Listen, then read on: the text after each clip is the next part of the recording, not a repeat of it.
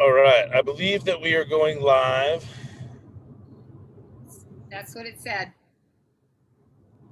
Yeah, we're streaming live on YouTube, but for some reason, there's the record button. All right, let's go. All right. We're recording now on Zoom. Hello, Patty. Thanks for joining. And we're streaming on my YouTube channel, Watch Get a Clue. We're here for another installment of Get a Clue in 52 from the passenger seat. My son's driving us home. And hey, I learned one time that an unofficial definition of professionalism or being a professional, very unofficial definition is the show must go on regardless of what's going on, the show must go on. So, not that this is the most professional thing in the world, but I could have been a no-show and dealt with the aftermath. But no. Let's see if I can catch a Wi-Fi connected to my phone while I'm in the passenger seat in Atlanta. Why not? Let's try it. So we're here for another installment of Get a Clue in 52. I might not be into the whole, 60 or 90-minute version, but we're here to read a tip from the book. And tonight's tip is about branding, and it's actually part of the networking section instead of the marketing section. I'm looking forward to reading it, but before I do, let me review the tips in the networking section that we've covered so far. There's 5 sections in the book. We started the year with communication, then we went to marketing, and now we're in networking. So let me go ahead and review those tips. Tip number 1 was develop an elevator pitch. But when you read the words it's not just having an elevator pitch, it's knowing what's really critical about an elevator pitch, which is very relevant to what we're talking about tonight, which is what do you do for people and how do you do it better or different than anybody else? Who are you? What do you do and how do you do it better or different? Those are the key, because I'm betting dollars to be able to express all of the problems that we solve, especially if we know we have competitive advantage in solving them. So I don't want anybody to just come up with one pitch and say it robotically all the time, because that's all about you. Having many pitches for each of the problems you can help people with allows you to be about them and pick the right pitch at the right time. I digress. Tip number 3 was tip number 3 was learn and master active listening skills. Even though there's a typo in the book, it says marketing there. What we mean is active listening skills. Why do we want good listening skills? So we know which elevator pitch to come up with when it's our turn to talk. Anyway, I digress. We can talk more about that. Tip number 4 is look for synergy. And anytime you do one thing that serves more than one purpose. Tip number 5 was look for leverage. What are the tools that we want to bring into networking situations that give us more power or more efficiency or more coverage or more footprint or more reach or more impact? There's a lot of tools out there that can help us in a networking situation. Tip number 6, which is what we read last week, was positioning is power.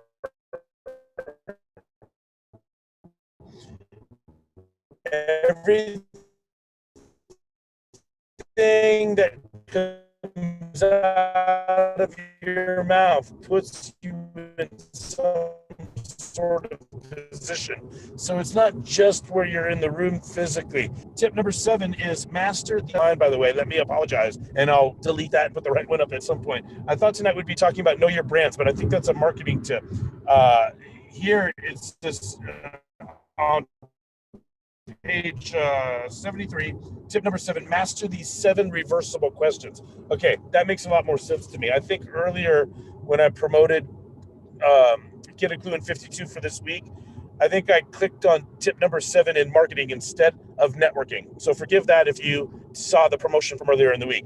Tip number 7, page 73. I'm going to go ahead and read word for word now. Hello, Charlie. I see that you've come on board, and you can see I'm in a car right now. My son AJ is driving diligently after his baseball game today. So we're on our way back to our Airbnb in Atlanta. So I need this to be, well, I don't need it to be, but I'm expecting it to be somewhat of a brief session. So think very clearly about any questions that you have. not just repeating what I've read, but if you have any questions or anything to add. All right, here we go. Tip number 7, master these 7 reversible questions.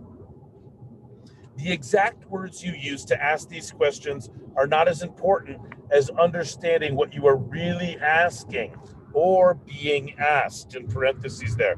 I'll get to that. The following questions can be asked many different ways. Below is the question, followed by a second way it could be asked, or how I might actually ask it myself when networking. And so a bunch of bullet points follow. All right, here we go. What do you do? Or the way I would ask it, word for word here. What is the greatest thing you do for people? Next bullet. Why do people choose you over your competition? What do you do better or different than other people who also do what you do? Next bullet. What are your tangible benefits? What do people get when they work with you? Next bullet. What are your emotional benefits? What do people feel when they work with you? Next bullet. How else can I learn more about you? How can you prove or back up your answers to the first 4 questions? Next bullet. How does one qualify? What questions need to be answered to know if the relationship potential moving forward is no, maybe, or yes? Next bullet. Can I get your business card? Or how I might ask it, are we interested in following up with each other? Okay, continuing with the word for word.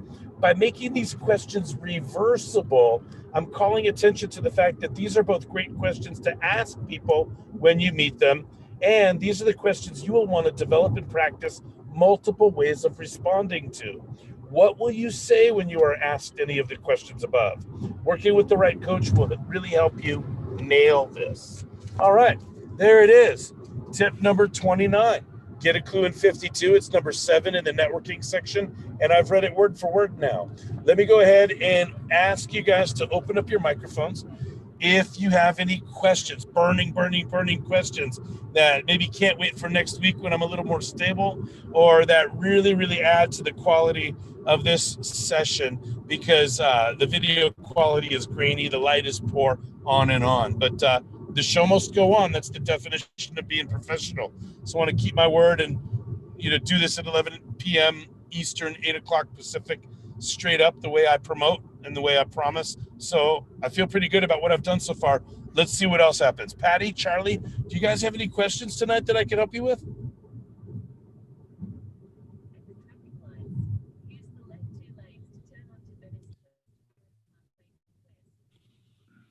Charlie.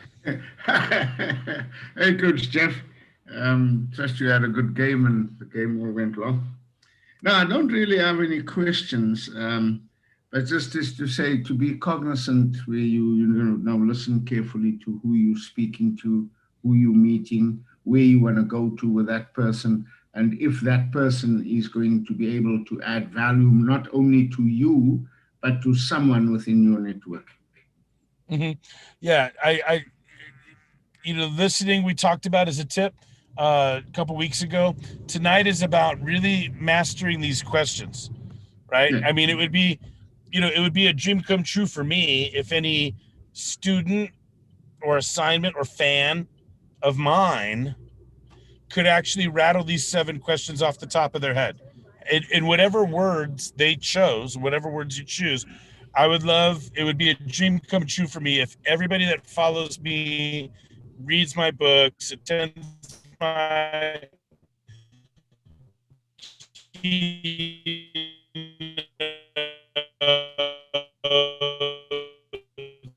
or whatever it is, but my fans, my learners, off the top of their head. Focus you on the 7 questions. I'm trying to let you know that whichever words you use to ask them is fine, but the point of it is to really put yourself in a position so that when you open up your mouth, most of what you're saying is relevant to them because you have done that good job listening to the answers to those questions. But keep in mind, reversible, like hey, I'm a big fan of a piece of clothing. If I buy a piece of clothing that I can wear one way and then turn it inside out and wear it the other way, that's a 2-for-1 for me. That's efficient.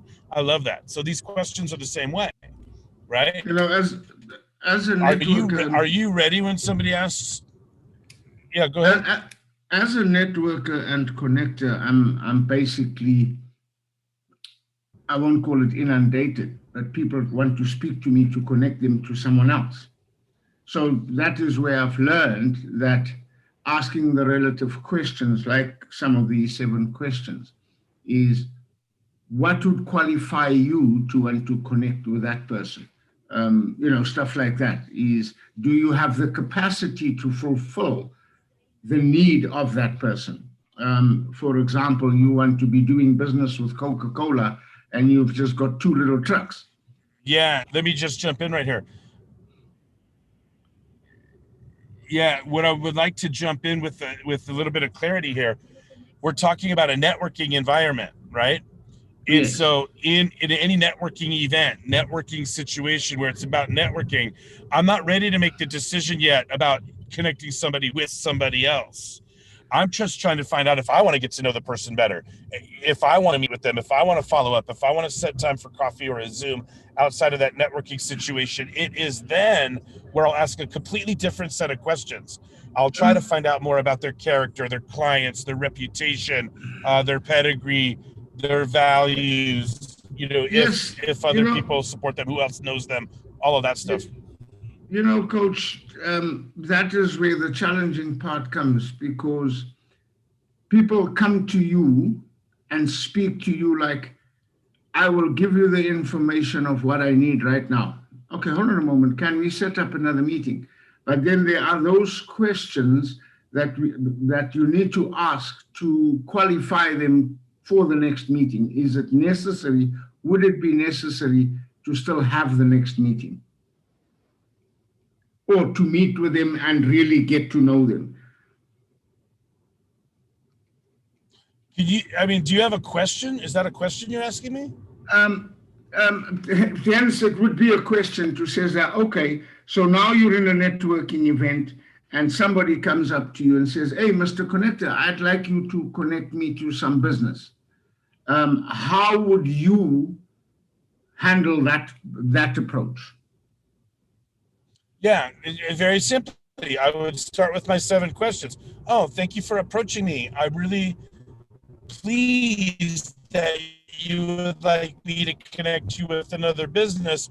All you'll have to do is let me get to know you first. And since we're in a networking environment, how about we set an appointment? Okay. We're not talking about communication strategies for setting boundaries, right? Which would be a different tip. Yeah. You follow? What I'm talking about first is mastering these. Here's another answer to your question. I would ask them all 7 questions. I'd say, oh, thank you. First of all, I would thank them and align with them and try to befriend them. Oh, thank you for approaching me. I'm flattered that you want me to make an introduction for you. I just have 7 questions for you. That's what I would do. What do you do? Why and how do you do it better or different than anybody else? What do people get when they work with you? How does that make people feel? How can I learn more about what you're sharing with me? Right? How do I know if somebody, you want to introduce me to somebody, but how do I know if they qualify to work with you first? What questions do I need to ask them?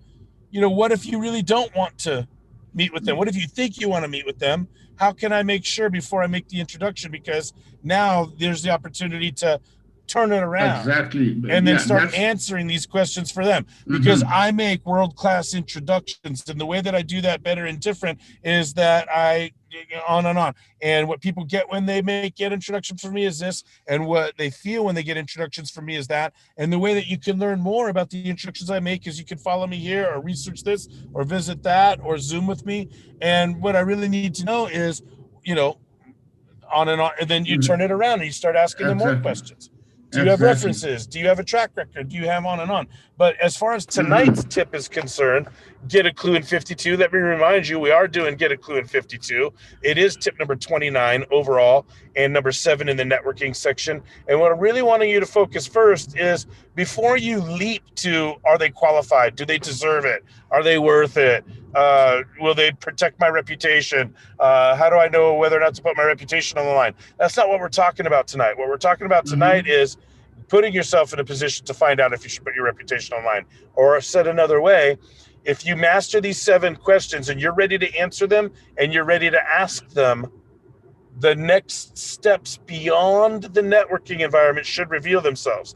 And it usually is meeting outside of a networking environment to drill down on the ethics, the morals, the values, the pedigree, the references, the track record, the third-party testimonials that you would need, whatever your criteria is. And by the way, the other answer to that question is more like a one-on-one coaching thing, Charlie, is you need to know exactly what your criteria is before you'll introduce anybody to anybody. And you need to be, have a systematic way to put people through that, to prove or demonstrate that criteria for you. So you say, hey, well, I'm a global networker. I can put you in touch with anybody around the world because I have this competitive advantage and I have this competitive advantage and I have this. And when I introduce you to somebody, you're not only going to get the email and the phone number, but you're also going to get my follow-up and, accountability and check-ins and so forth. But how you're really going to feel is you're going to feel handheld and you're going to feel supported and you're going to feel certain that this introduction is right for you. But before I could do that, I need to know more about you. And then you turn it around and you start asking those questions, right?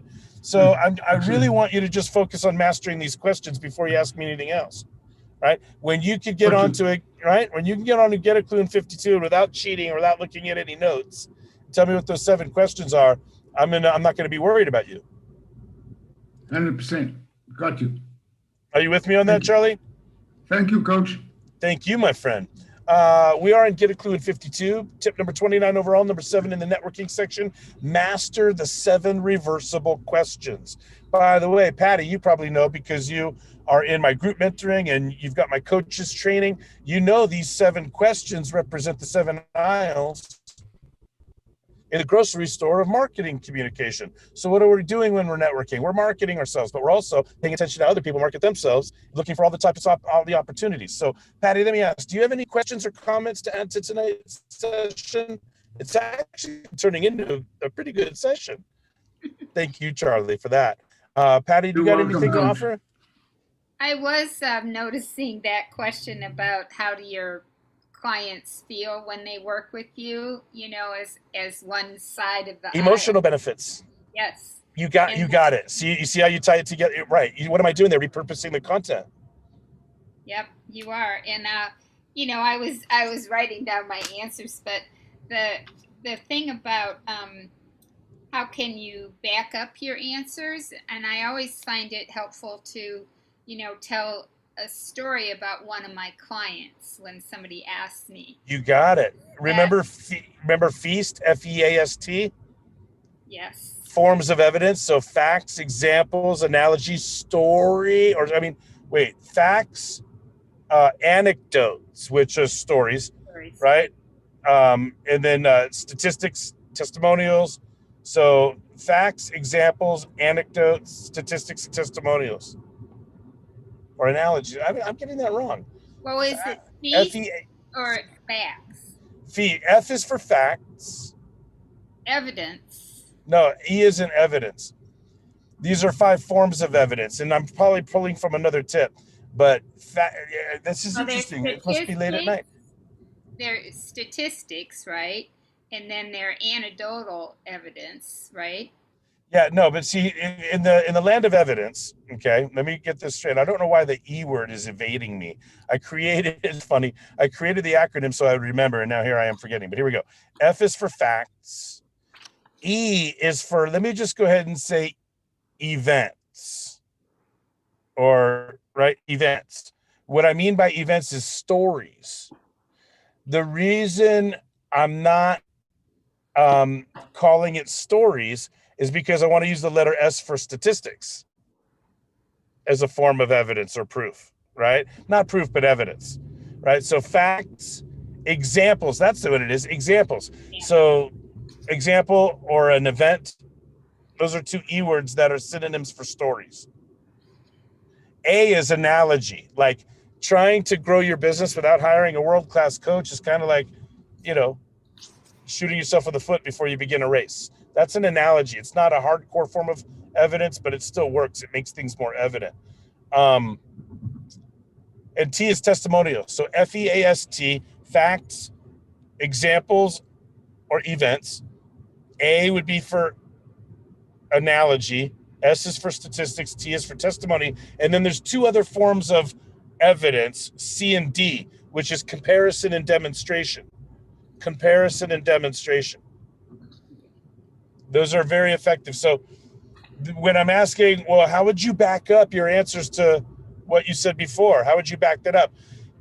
There's different language we could choose there. It's not, we don't want to tell people that we don't trust them or, well, how can you prove it? How could you back that up? I don't believe you. That's not the message we necessarily want to send people while we're networking, right? But, you might find a more elegant way to ask the question, like, hey, I love your answers to my questions so far. When I leave tonight and I go to the internet, where else can I learn more? You follow? Mm-hmm. Right? Or do you have a business? I might jump to, do you have a business card with your web address or your website on it? Or do you, hey, do you have social media handles? Or do you have a YouTube channel? Or, where basically just where can I learn more about you? Other than talking to you face to face, where can I learn more? Or if I was talking to somebody that was interested in working with you, do you have any links that I could send them to help them feel confident in reaching out? It's a different version of the same question. Yes. So, I'm hearing that you observe that, you notice the relationship. It's okay if you don't have any questions, but let me just ask, do you have any? Tonight, I do not have any questions.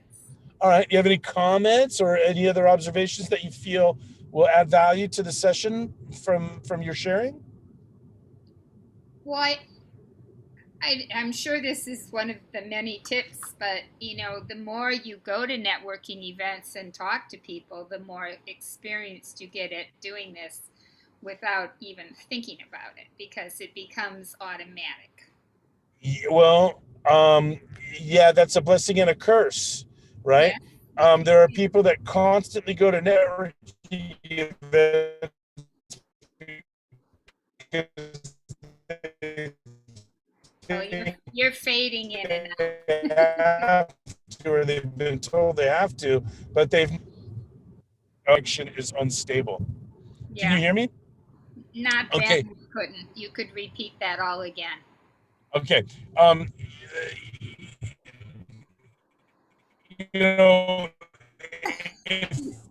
If somebody Charlie's laughing goes to a networking environment and they're not good at it, what's going on? You're gonna have to repeat that. Again. You're gonna have to repeat that again, Coach Jeff. You sounded like a gremlin. You know what? I'll tell you what. If you guys are both on next week, how about you ask me next week when I'm in a stable situation, and we'll pick it up from there. Okay. And let's go ahead and wrap up for tonight as we're getting closer. It's a poorer signal. So let's pick up right there with that question. Patty, will you remember to remind me that I will. When you keep on going to networking, well, let me go. We're about to stabilize real quick. Let's see if this can happen. That's better, yeah. It's true. I mean, I understand what you're saying. It can't be rote, because then it doesn't sound real and authentic. If it's just crap. Well, not only that, but a lot of times we talk about as mentors or coaches, advisors, we talk about the ball of clay that we love, that we could just mold from go, where they don't have a ton of bad habits that we have to undo before we build the new habits. You know what I'm getting at? Okay. So, sucking at networking could be automatic also. There's a lot of people that go to networking events and they're zombies, and they started going to networking events with bad habits, and they keep on going with the bad habits, and nobody's told them otherwise. Like I've gone to networking events where I see people and I purposely avoid them because I know that they have commission breath, or I know that they're spray and pray, or I know that they're all about themselves and collecting cards and getting out of there. I know that they're not genuine and deep. In other words, they showed up to a networking event and with bad habits, and nobody ever told them anything differently, and they keep on doing it, So that's the negative side of but otherwise, you're right. Keep going. The more you do it, the more you do it. But I don't want that point that you're making to be heard without the practice, the study, the education, the coaching. Mm-hmm. Get better. Learn strategies and practice those over and over, and you'll get better at it. Be informed, know yourself. This is what I'm trying to do. Now, the constant taking of action taking is 1 point on the 10-point model of integrity I've developed. And then you're right, Patty, accumulation is another point of integrity, right? The more action we take, the more we learn. Mm-hmm. And then and if we accumulate those learnings, those experiences, that knowledge, then we're able to do better and give and so forth. So I just kind of referenced the last 4 points of the 10 points of the model. Act, learn, accumulate, and give. Act, learn, accumulate, and serve. Those are the last 4 points in the integrity game. I digress to tease you guys. Remember that Get a Clue in 52 has a bonus. Where's the light? There it is, the bonus chapter on the integrity game. I spent a couple hours today working on the integrity game, the book, which will be coming out this year. And I hope that you pick up a copy of Get a Clue in 52 to read all of the improvements in the second edition over the first edition. But I hope that I wet your whistle and get you excited about the integrity game. At some point this year, I'm going to open it up for pre-ordering of copies of the book and all that stuff. But let me go ahead and we're sitting in the parking lot right here of our Airbnb. AJ's done a fantastic job driving us home safely in the dark of the night in Atlanta. And let me go ahead and ding, ding, ding, ring the bell. Last call for comments, questions, or jokes or suggestions or whatever it is that you have. Last call for contributions to tonight's session. Go ahead, Charlie. You know what's coming, Coach Jeff, and thank you. You're going to ask me driving safely. Yeah, you're going to ask me. And the timing, to AJ, the timing was just impeccable. You got stationary where its network is quite safe and quite stable. And now I can ask for my Klubi snack and not postpone it for tomorrow. Yeah. Real quick, Patty, did you take any notes earlier in the week? We have one. Okay, let's hear it. We call them feelings because we can feel them. Woo! I love it. You ready, Charlie? Yeah. I'm already ready. Feel them at networking events. Yeah. Well, you were talking about emotions right there, right? And we're giving life and focus to the physicality of emotion. You know, that's what's the subtext behind that Klubi snack is that emotions are chemicals. In the same way we feel nicotine or alcohol or sugar, or vinegar, The same way we feel that, taste that, recognize that, the same way we recognize why jelly feels and tastes different than peanut butter is the same way that anger feels different than sadness or, joy feels different than serenity or enthused feels different than contented or dread feels different than guilt. Right. Like not wanting to do something feels a lot different than feeling upset that you did something. Right. And so the difference in all of those feelings is the chemical makeup of emotions. So in Klubi snack form, it's very simple. We call them feelings because we can feel them. Thank you, Charlie. Thank you, Patty. All right. You're welcome. I love you guys. Thank you so much. This is another installment of Get a Clue in 52. Patty, you ready to seal this baby with a kiss? Yep, absolutely. All right, here we go. Mwah. Love you guys. Thank you so much. Good night. Have a great week. Bye-bye.